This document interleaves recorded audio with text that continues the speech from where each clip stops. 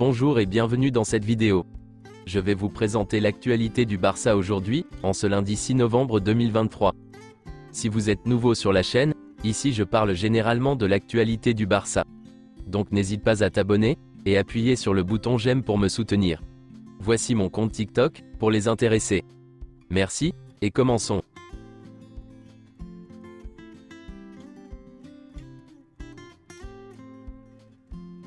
Le FC Barcelone rebondit. Après la défaite face au Real Madrid la semaine passée, les Catalans se sont imposés ce samedi face à la Real Sociedad, 1-0, grâce à un but d'Araujo à la dernière minute. Ter Stegen a été désigné homme du match. Voici quelques déclarations de Xavi après le match. La semaine dernière, nous méritions de gagner et nous avons perdu.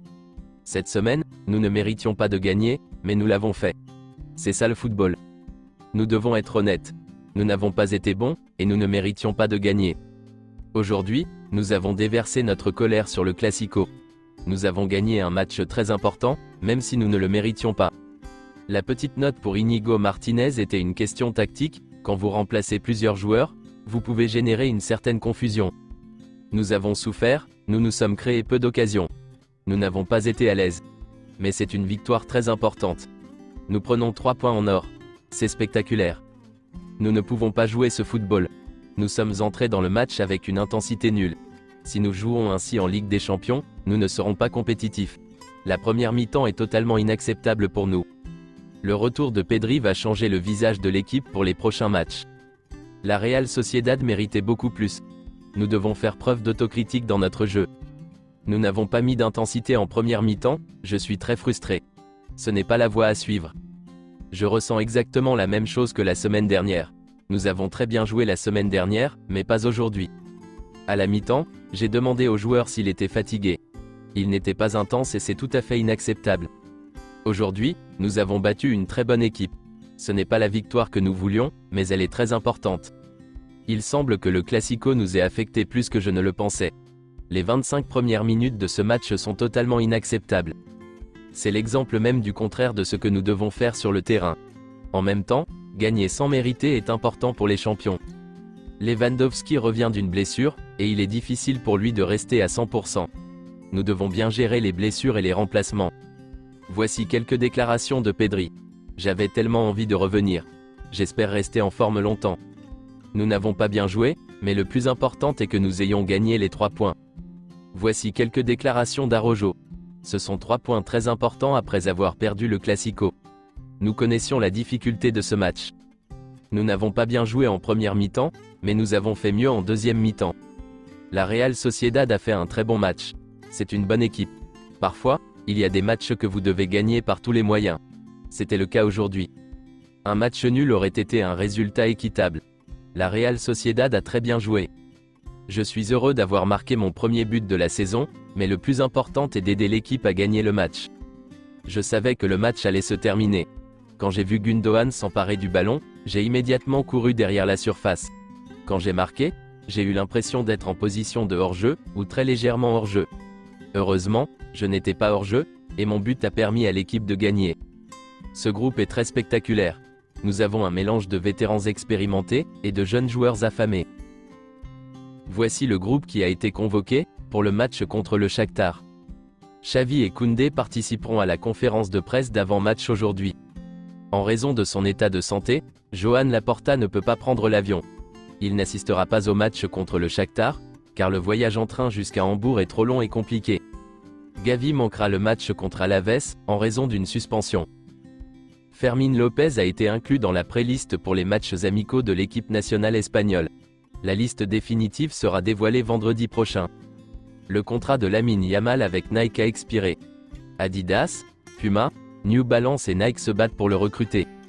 Bien qu'il ne joue pas beaucoup, Pablo Torre entretient de bonnes relations avec Michel, le manager de Gérone. Le joueur attend patiemment de nouvelles opportunités, et le Barça suit la situation avec sérénité. Ce vendredi, l'UEFA a confirmé une amende de 500 000 € à l'encontre du FC Barcelone pour violation de ses règles de contrôle financier. Le Barça sanctionné, une condamnation qui n'a rien à voir avec l'affaire Negreira.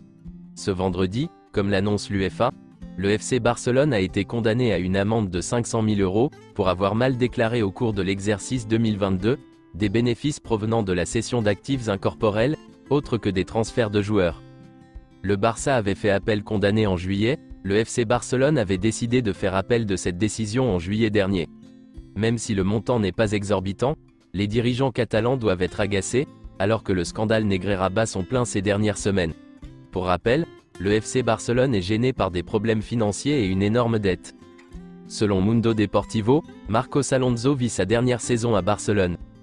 Si Marcos Alonso quitte le Barça, son remplaçant est Alex Vallée, actuellement prêté à Levante.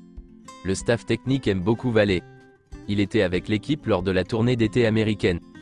Ter Stegen a encore 4 saisons de contrat à Barcelone, mais il n'exclut pas de les prolonger. Il se sent très bien au club. Le FC Barcelone est à la recherche d'une option bon marché pour le poste de milieu de terrain défensif en janvier. C'est difficile à cause du fair play financier. Un prêt pourrait être étudié. La priorité initiale du Barça était d'enregistrer le nouveau contrat de Vitor Roque et Gavi en janvier, mais le club pense plutôt à la signature d'un milieu défensif à bas prix. Le club considère qu'il a besoin d'un nouveau pivot, pour disputer les matchs à élimination directe de la Ligue des Champions. Selon certaines informations, le FC Barcelone envisage de donner la priorité à la signature d'un pivot, plutôt qu'à l'enregistrement de Vitor Roque en janvier. Pour enregistrer Vitor Roque en janvier, le Barça aurait besoin d'une marge fair play financier, de 13 à 14 millions d'euros. S'il signe un pivot en prêt ou à bas prix, il aura besoin d'une marge fair play financier moins importante. De plus, le club estime qu'au stade des éliminations directes de la Ligue des Champions, un pivot serait plus important. Selon Mundo Deportivo, Vitor Roque et son club, l'Atlético Paranaense, attendent que le Barça reçoive le feu vert définitif de la Liga, pour enregistrer le joueur en janvier. Selon les informations de Sport, il n'est pas exclu que le FC Barcelone s'intéresse à Martin Zubimendi l'été prochain, si la situation financière s'améliore. Il est l'option préférée de Xavi pour le poste de milieu défensif. C'est tout pour aujourd'hui, et merci d'avoir suivi la vidéo. Mettez un j'aime si la vidéo vous a plu, et n'hésitez pas à vous abonner, pour ne pas manquer les prochaines vidéos. Merci et à bientôt.